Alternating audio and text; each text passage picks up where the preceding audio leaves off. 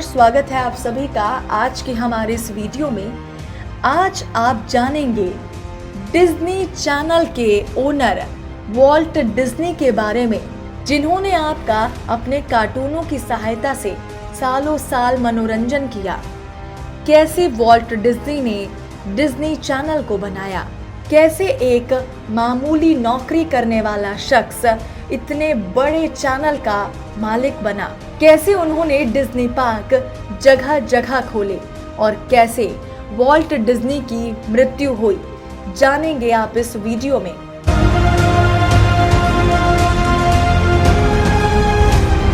Walt Disney, Walter aliens Disney 1901 से 1966 एक अमेरिकी उद्यमी, एनिमेटर, लेखक, आवाज अभिनेता और फिल्म निर्माता थे। अमेरिकी एनिमेशन उद्योग के एक अग्रणी, उन्होंने कार्टून के उत्पाद में कई विकास पेश किए। एक फिल्म निर्माता के रूप में डिज्नी ने एक व्यक्ति द्वारा अर्जित किए गए अधिकांश अकादमी पुरस्कारों के लिए रिकॉर्ड रखा। 59 नामांकन से 22 ऑस्कर जीते। उन्हें अन्य सम्मानों के साथ 2 golden globe special achievement award और एक एमी अवार्ड प्रदान किया गया। उनकी कई फिल्में कांग्रेस की लाइब्रेरी द्वारा राष्ट्रीय फिल्म रजिस्ट्री में शामिल हैं। 1901 में शिकागो में जन्मे डिज्नी के ड्राइंग में एक प्रारंभिक रुचि विकसित की। उन्होंने एक लड़के के रूप में कला कक्षाएं ली और 18 साल की उम्र में एक वाणिज्यिक चित्रकार के रूप में नौकरी प्राप्त की। 1920 के दशक की शुरुआत में वो कैलिफोर्निया चले गए और अपने भाई रॉय के साथ डिज्नी ब्रदर्स स्टूडियो की स्थापना की। यूबी वर्क्स के साथ वॉल्ट ने 1928 में चरित्र मिकी माउस विकसित किया, जो उनकी पहली बेहद लोकप्रिय सफलता थी। उन्होंने शुरुआती वर्षों में अपनी रचना के लिए आवाज भी दी थी। जैसे जैसे स्टूडियो बढ़ता गया, डिज्नी और अधिक साहसी होती गई, जिसमें synchronized sound, full colour, 3 strip, Technicolor, feature length cartoon और कैमरों में तकनीकी विकास की शुरुआत हुई। स्नो वाइट और स्वेन ड्वार्फ्स 1937, पिनोचियो फंटासिया दोनों 1940, डम्बो 1981 और बाबी 1942 जैसी विशेषताओं में देखे गए। परिणामों ने एनिमेटेड फिल्म के विकास को आगे बढ़ाया। द्वितीय विश्व युद्ध के बाद नई एनिमेटेड और लाइव एक्शन फिल्में, जिनमें गंभीर रूप से सफल सिंड्रेला 1950 और मैरी पॉपिन्स 1964 शामिल थी, जिनमें से बाद में 5 अकादमी पुरस्कार प्राप्त हुए। 1950 के दशक में डिज्नी ने मनोरंजन पार्क उद्योग में विस्तार किया और जुलाई 1925 में उन्होंने कैलिफोर्निया के अनाहम में डिज्नीलैंड खोला। इस परियोजना का फंड करने के लिए उन्होंने टेलीविजन कार्यक्रमों में विविधता की, जैसे कि वॉल्ट डिज्नी के डिज्नीलैंड और द मिकी माउस क्लब।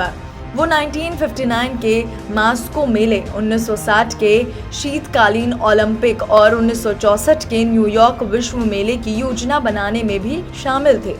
1965 में उन्होंने एक अन्य थीम पार्क, डिज्नी वर्ल्ड का विकास शुरू किया, जिसका दिल एक नए प्रकार का शहर होना था।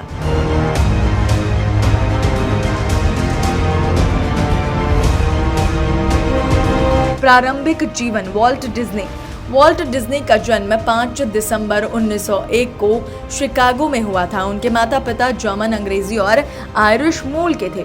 एक बच्चे के रूप में डिज्नी परिवार मिसौरी के कैंसस सिटी में मार्क लाइन और शिकागो वापस चला गया। युवा वॉल्ट डिज्नी ने कला में रुचि विकसित की और कैंसस सिटी इंस्टीट्यूट और बाद में शिकागो आर्ट इंस्टीट्यूट में सबक लिया। वो स्कूल पत्रिका के लिए कार्टूनिस्ट बन गए। जब अमेरिका प्रथम विश्व युद्ध में शामिल हुआ तो वॉल्ट ने स्कूल से बाहर कर दिया गया और सेना में भर्ती होने की कोशिश की। उन्हें कम उम्र के होने के कारण खारिज कर दिया गया था, लेकिन बाद में वो रेड क्रॉस में शामिल होने में सक्षम थे और 1918 के अंत में एक एम्बुलेंस चलाने के लिए फ्रांस उन्हें भेजा गया था। 1919 में वो वापस कैंसस सिटी चले गए, जहां उन्हें नौकरी का एक सिलसिला मिला। इससे पहले कि वो अपने क्षेत्र के सबसे बड़े हित फिल्म उद्योग में रोजगार पा सके, वो कैंसस सिटी फिल्म विज्ञापन कंपनी के लिए काम कर रहा था कि उन्हें एनिमेशन के अपेक्षाकृत नए क्षेत्र में काम करना शुरू करने का अवसर मिला। वॉल्ट ने अपना पहला काम शुरू करने के लिए एक कार्टूनिस्ट के रूप में अपनी प्रतिभा का इस्तेमाल किया। उनके शुरुआती कार्टूनों की सफलता ने उन्हें लाफोग्राम नामक अपना स्टूडियो स्थापित करने में सक्षम बनाया। हालांकि उनके कार्टूनों की लोकप्रियता का लाभकारी व्यवसाय चलाने की उनकी क्षमता से मेल नहीं खाता था। उच्च श्रम लागत के साथ फर्म दिवालिया हो गई। अपनी पहली असफलता के बाद उन्होंने हॉलीवुड कैलिफोर्निया जाने का फैसला किया, जो अमेरिका में बढ़ते फिल्म उद्योग का घर था। प्रतिकूलता को दूर करने की ये क्षमता डिज्नी के करियर की एक मानक विशेषता थी।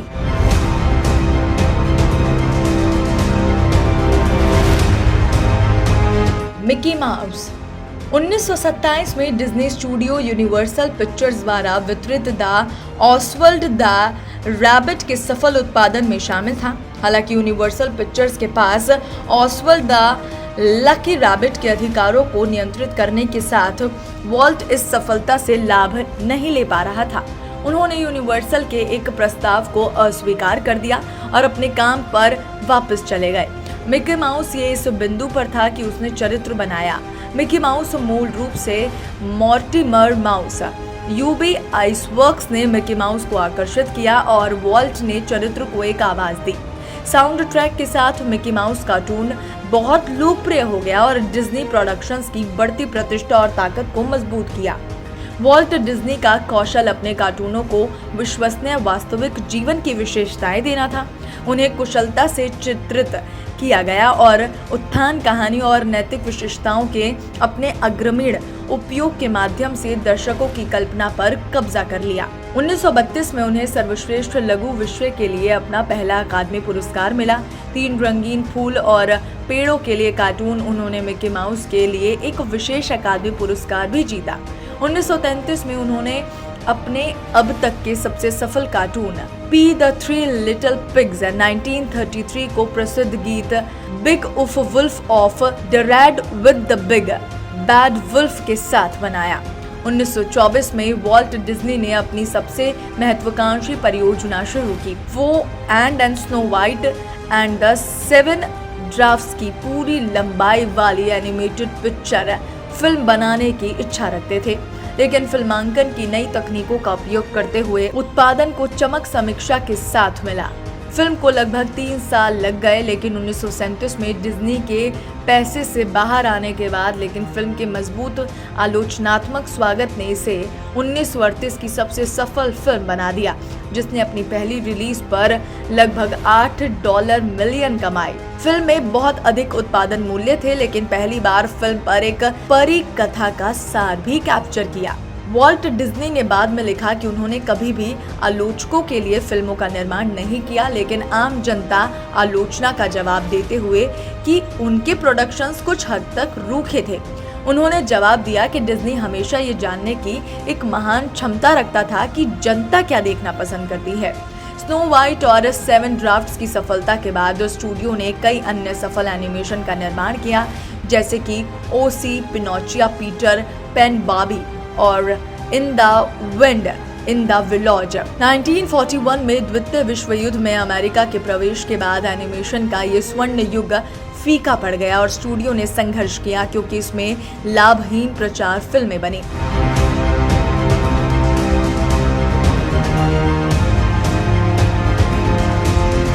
युद्ध के बाद की असफलता। युद्ध के दौरान कार्टून एनिमेशन की बहुत कम मांग थी। 1940 के दशक के उत्तरार्ध तक डिज्नी को अपनी कुछ चमक और सफलता प्राप्त करने में मदद मिली। डिज्नी ने सिंड्रेला और पीटर पैन, जो युद्ध के दौरान आश्रय ले चुके थे, का उत्पादन समाप्त कर दिया।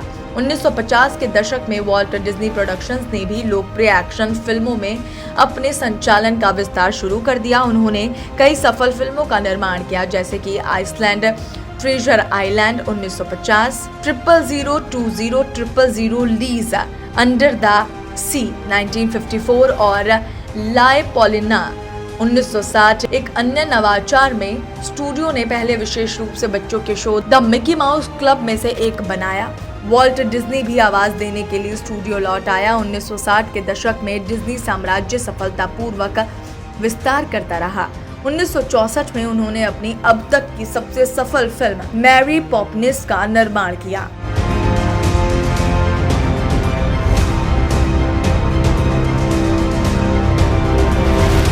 डिज्नीलैंड 1940 के अंत में वॉल्ट डिज्नी ने एक विशाल थीम पार्क के लिए योजनाओं का निर्माण शुरू किया।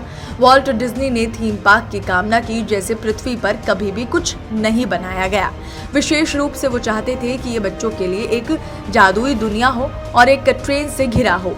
डिज्नी को बचपन से ही गाड़ियों से बहुत लगाव था। जब वो नियमित रूप से अपने घर के पास गाड़ियों को देखता था तो ये वॉल्ट डिज्नी की विशेषताएं थी कि वो कुछ नया करने की कोशिश में जोखिम लेने को तैयार था। नियोजन और भवन में कई वर्षों के बाद डिज्नीलैंड 17 जुलाई 1955 को खोला गया। डिज्नी ने पते पर बात की। डिज्नीलैंड की सफलता ने वॉल्ट को फ्लोरिडा के ऑरलैंडो में एक और पार्क पर विचार करने के लिए प्रोत्साहित किया। 1965 में एक और थीम पार्क की योजना बनाई गई। 15 दिसंबर 1966 को वॉल्ट डिज्नी का फेफड़ों के कैंसर से निधन हो गया। वो जीवन भर एक चेन स्मोकर रहे थे। एक इंटरनेट मिथक ने सुझाव दिया है कि वॉल्ट डिज्नी ने अपने शरीर को क्रॉनिक रूप से जमे हुए थे, लेकिन वो असत्य है। ऐसा लगता है कि अपने नियोक्ताओं द्वारा फैलाया गया अपने मालिक की कीमत पर एक आखिरी मजाक की तलाश कर रहा है। बीमारी, मृत्यु और उसके बाद प्रथम विश्व युद्ध के बाद से डिज्नी एक भारी धूम्रपान करने वाला व्यक्ति था। उसने फिल्टर वाले सिगरेट का उपयोग नहीं किया था और एक युवा के रूप में एक पाइप धूम्रपान किया था। नवंबर 1966 की शुरुआत में उन्हें फेफड़ों के कैंसर का पता चला था। उन्हें कोबाल्ट थेरेपी के साथ इलाज किया गया। 30 नवंबर को उन्हें अस्वस्थ महसूस हुआ और उन्हें उनके घर से एम्बुलेंस द्वारा सेंट जोसेफ अस्पताल ले जाया गया, जहां 15 दिसंबर 1966 को अपने 65वें जन्मदिन के 10 दिन बाद कैंसर के कारण उनकी मृत्यु हो गई। 2 दिन बाद उनके अवशेषों का अंतिम संस्कार किया गया और उनकी राख को कैलिफोर्निया के ग्लेनडेल के फॉरेस्ट लॉन मेमोरियल पार्क में विस्थापित कर दिया गया। 1967 में द जंगल बुक और द हैप्पीएस्ट मिलेनियर की रिलीज में डिज्नी फिल्मों की कुल संख्या को बढ़ा दिया गया, जिसमें डिज्नी 81 तक शामिल था। और जब 1968 में विनी द पू एंड द ब्लास्टरी डेज जारी किया गया, तब उसने डिज्नी को शॉर्ट सब्जेक्ट कार्टून श्रेणी में अकादमी पुरस्कार दिया, जिसे मरणोपरांत प्रदान किया गया। डिज्नी की मृत्यु के बाद उनके स्टूडियो ने 1980 के दशक के अंत तक लाइव एक्शन फिल्मों का उत्पादन जारी रखा, लेकिन बड़े पैमाने पर एनिमेशन को छोड़ दिया गया, जिसके बाद द न्यूयॉर्क टाइम्स ने डिज्नी। तो कैसी लगी आपको ये वीडियो, बताएं हमें कमेंट सेक्शन में। साथ ही वीडियो को लाइक शेयर करके आपके अपने चैनल को सब्सक्राइब करना बिल्कुल ना भूलें। वीडियो को देखने के लिए आप सभी का दिल से शुक्रिया।